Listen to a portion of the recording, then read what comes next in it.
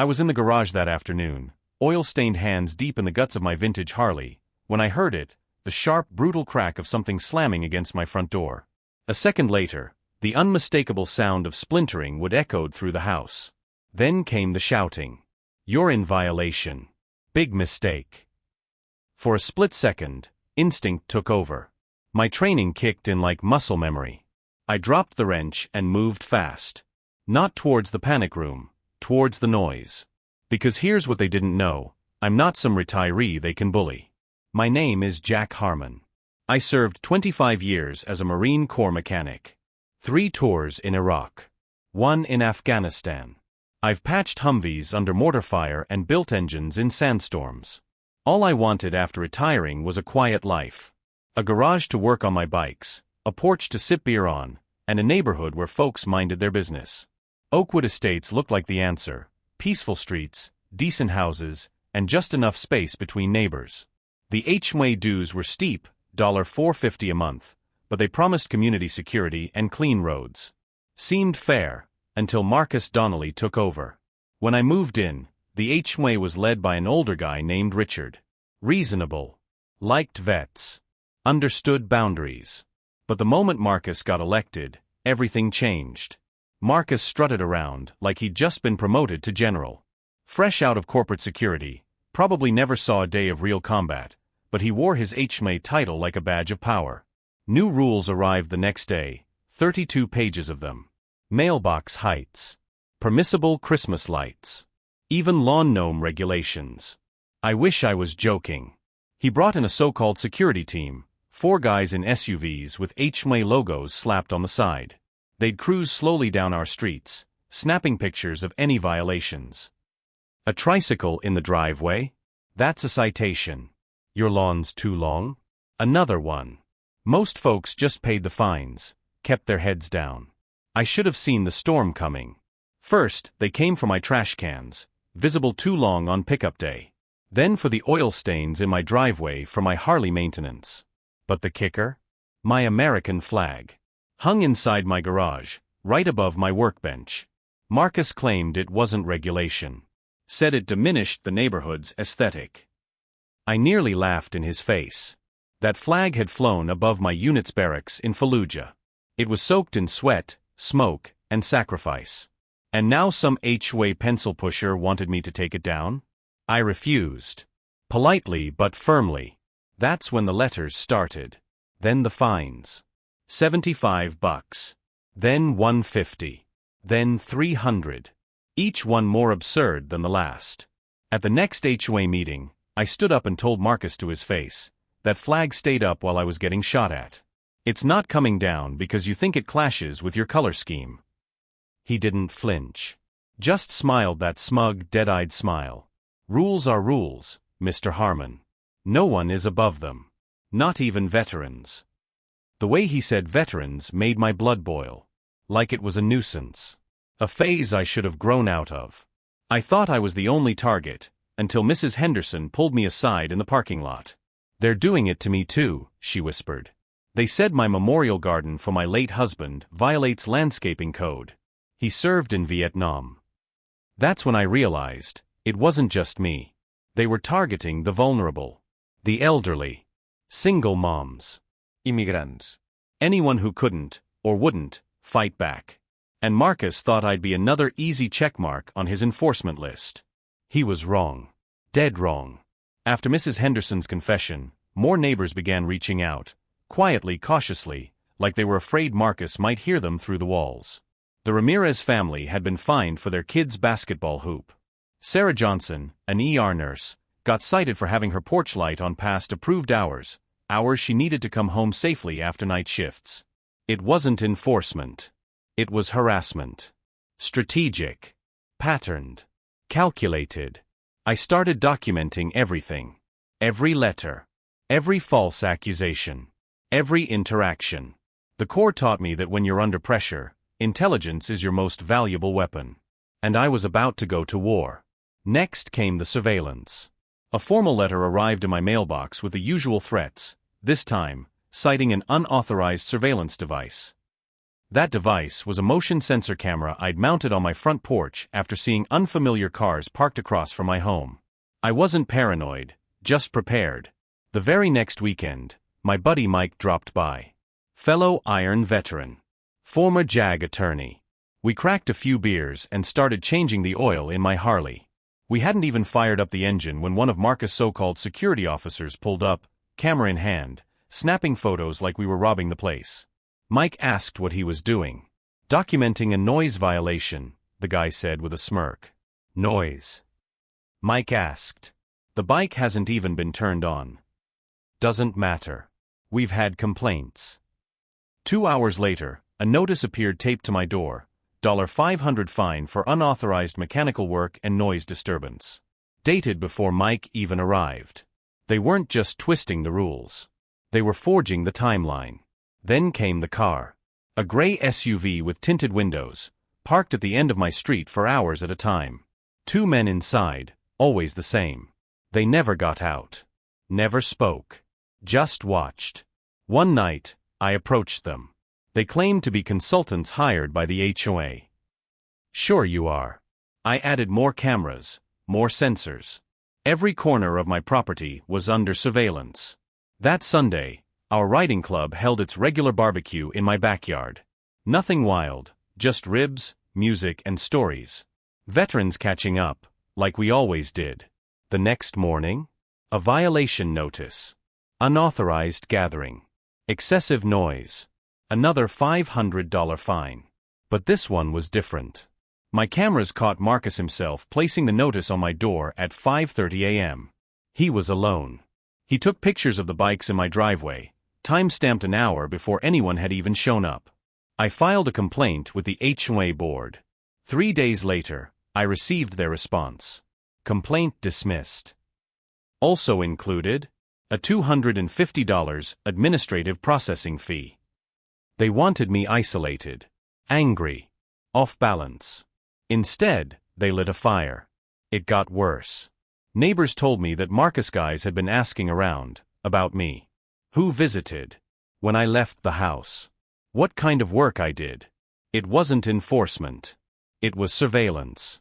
One afternoon, Marcus himself approached me while I was checking the mail. His voice was syrupy, fake-friendly. You know, Harmon, life would be a lot easier if you just played by the rules. I stared him down. I'm not breaking any rules. Harassment, however, isn't in the bylaws. He smirked. You military types. Always think you're above everyone. But in my community, everyone follows the rules. Or they face the consequences. Not your community, I replied. Ours. He laughed. We'll see about that. The next morning, my front camera caught 2 of Marcus' men crouched at my mailbox. When I checked, I found a small GPS tracker hidden underneath. They weren't just watching my home anymore. They wanted to know where I went. What I did. Who I met. They crossed a line that day. They forgot who they were dealing with. And what happens when you push a Brotherhood too far? It was a quiet Sunday. Sunlight poured through my garage window as I worked on the Harley, blues playing low from the radio. For a moment, things felt normal, like the world outside couldn't touch me. Then came the pounding. Not a knock. Not even angry fists.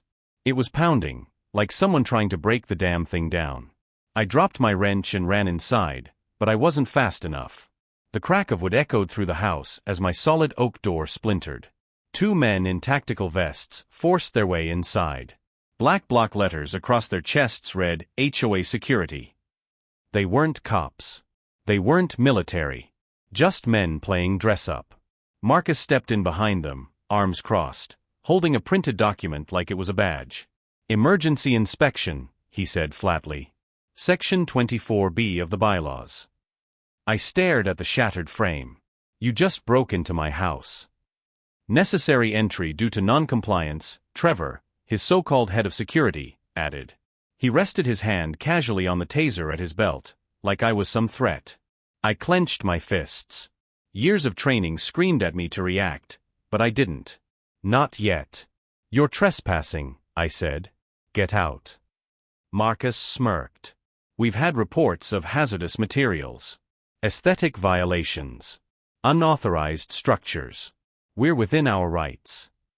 They shoved past me like they owned the place, marching straight into my garage.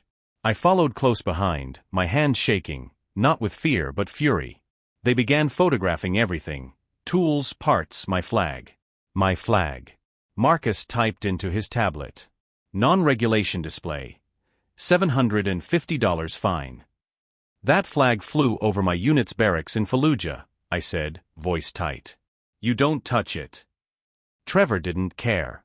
He reached for it anyway, yanked it off the wall, and tossed it carelessly onto the workbench. Needs to be properly mounted according to Section 18D. That was it. I stepped forward, eyes locked on him, ready to end this with force if I had to, but Marcus moved between us. I wouldn't, he said. Trevor is licensed security. Interfere with this inspection, and will involve law enforcement. They moved through the house, placing violation tags on everything. Then Trevor knocked over a photo of my unit, glass shattering across the floor. Marcus glanced at it like it was trash. You'll be billed for cleanup. I knelt, picking up the frame. 20 faces smiled back. 8 of them never made it home. Then Marcus handed me a bill, $4, $500 in fines and emergency inspection fees. You've got 72 hours to pay, he said, or we place a lien on your property. As they stepped over the broken doorframe to leave, Trevor turned and smirked. Rules are rules, tough guy. The second they were gone, I grabbed my phone and called Mike. They just broke into my house. What? His voice shifted from shock to steel. I'm on my way. Within the hour, 5 iron veterans rolled in. Boots hit pavement. Eyes scanned the damage. Rodriguez, a former Marine MP, examined the door. They just forced their way in? I nodded. Claimed HOA authority. Cited Section 24B. Mike flipped through the so-called inspection form. Section 24B only allows exterior inspections. With 48-hour written notice. Nothing, permits forced entry. This is breaking and entering, Rodriguez said flatly. Criminal trespass. Property damage. Falsified documents. And I've got it all on video, Dawson added, reviewing footage from the front cam. Clear as day. I told them everything, about the harassment, the fines, the surveillance, and how it wasn't just me anymore. Wilson, our eldest, sat beside me. Vietnam Viet. Quiet but sharp. He looked at me and said, if they're doing this to you, a Marine with a voice, imagine what they're doing to people who don't have one. He was right. This wasn't about one man and his bike. It was about a community being bullied by cowards in polo shirts. And now, they'd picked the wrong guy to silence. The door was barely fixed when we got to work. Mike, our club president and former JAG, began digging into the HOA bylaws. Dawson and Rodriguez helped me catalog every violation, every fine, every suspicious encounter. We secured camera footage, snapped photos, and archived everything. Wilson, with his quiet dignity, began speaking to neighbors, especially the ones who'd gone silent. What we found was worse than we imagined. Mrs. Henderson had been fined over $2,000 for her memorial garden. The same garden she'd tended for 40 years in honor of her late husband. While she was at a medical appointment, HOA landscapers ripped it out. They tore out his roses, she whispered, eyes wet. Said they weren't aesthetically compatible. The Ramirez family, hard-working kind, had racked up $6,700 in fines. Their crime? A basketball hoop and some patriotic decorations for their son's Eagle Scout project. Marcus threatened to report their food truck business if they didn't pay up. Then Sarah Johnson. A single mother. Exhausted from night shifts. She came home one afternoon to find her 12-year-old daughter crying in the bathroom. HOA security had entered their garage, while she was home alone. Said they were inspecting for unauthorized use. Sarah's voice cracked when she told us, she doesn't sleep through the night anymore. I had to cut back my shifts. We're barely surviving. Over a dozen families. Each story the same: intimidation. Fines. False claims. Retaliation. Marcus wasn't managing a neighborhood. He was running a shakedown. We gathered everything: photos, video, letters, receipts, timestamps, and built a case. Mike filed police reports for trespassing and fraud. But legal action would take time, and in the meantime, people were still being threatened. Rodriguez started digging deeper. "Follow the money," he told us. And sure enough, there it was. Mike pulled financial records from county filings. Over $87,000 collected in fines in just 8 months. Only $9,000 went to actual maintenance. The rest? Consulting fees, Mike said, pointing to the spreadsheet. Paid to companies like Donnelly Security Consulting and MDG Management Group. Guess who the registered agent is? Marcus' brother-in-law, I muttered. Shell companies. Classic front. They were using HOA fines to funnel money to themselves. But it got worse. We found that Marcus had recently filed to run for city council, using his successful HOA leadership as his platform. He was using our neighborhood as both a campaign poster and a personal ATM. Then came the most chilling discovery of all. 3 homes had been foreclosed since Marcus took over. All over unpaid HOA fines. All 3 had been bought at auction by shell companies tied to, guess who? Marcus and his family. This wasn't just greed. This was a system. Intimidate. Fine. Escalate. Foreclose. Acquire. Profit. One neighbor, Mrs. Peterson, had sold her home at a $50,000 loss to avoid $8,000 in fabricated violations. The buyer? Donnelly Investment Group. They said I'd lose everything if I didn't sell, she told us. I was scared.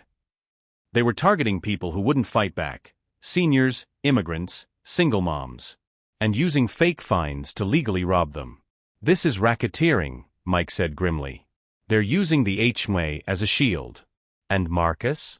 He's positioning himself for a city seat so he can do this on a bigger scale. Dawson leaned back, shaking his head. They're not just cowards. They're predators. The time for gathering evidence was done. Now, it was time to take back our neighborhood, and make sure the next door they kicked in was the door to a courtroom. We had everything: video, testimony, financials, legal filings. But Marcus still had one advantage: time. With political connections and a council run coming up, we knew the system could drag its feet. Meanwhile, more families would be harassed, fined, or worse, evicted. That's when Mike said, "Let's make this public.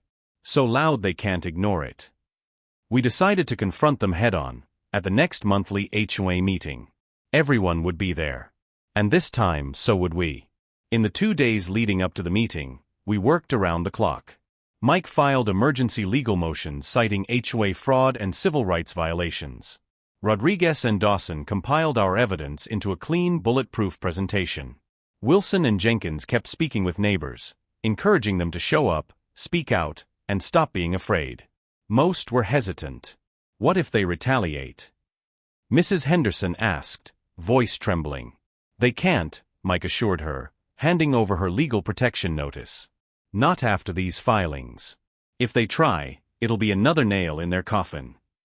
Gradually, silence gave way to courage.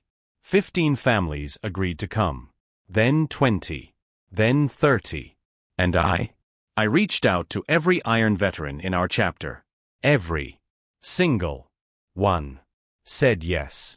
This isn't just about your street anymore, Jack, Mike told me. It's about every family that's ever been bullied by people who were supposed to protect them. Saturday morning came clear and cold. At 9:30 sharp, 27 motorcycles rumbled into Oakwood Estates. We didn't come to intimidate, we came to stand. American flags flew from the backs of our bikes. And one of them? The very same flag they'd torn down from my garage wall. Marcus was already inside the clubhouse, standing by the podium with his security team. When he saw us walk in, homeowners behind us, veterans beside us, his face went pale. His enforcers looked less like a security detail and more like scared kids who knew they'd just been outclassed. This is a private meeting, Marcus started. Only homeowners may. Mike stepped forward. Each of these men is here as a legal guest of a homeowner. Article 3, Section 2. We're within our rights. I stepped up beside him. My name is Jack Harmon. Many of you know me as the guy with the motorcycles. What you may not know is that last week, Your HOA president broke down my door and illegally entered my home. I have the video. I have the documents. And I'm not the only one. We projected the footage on the wall. The room gasped. One by one, the victims stood up. Mrs. Henderson, trembling but brave, told them how her garden was destroyed. Sarah Johnson, in hospital scrubs, shared how her daughter was terrorized. Mr. Ramirez spoke of the threats to his family's business. And then Mike took the stage. Over $87,000 collected in fines. Less than $9,000 spent on the community. The rest? Sent to shell companies owned by Marcus' brother-in-law. He pulled up the proof. Names. Dates. Transfers. Receipts. Then he showed the foreclosures. 3 homes. Bought by those same shell companies. Ladies and gentlemen, this isn't management. This is organized theft. The room erupted. People who'd stayed silent for months, afraid, isolated, found their voice. And they were furious. A motion was raised, immediate suspension of Marcus and his security team. A homeowner-led oversight committee.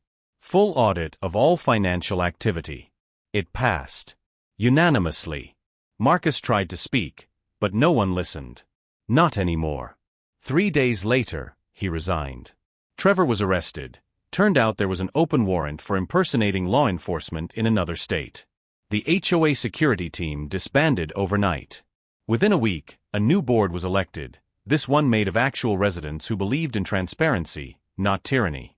Volunteers helped Mrs. Henderson replant her garden.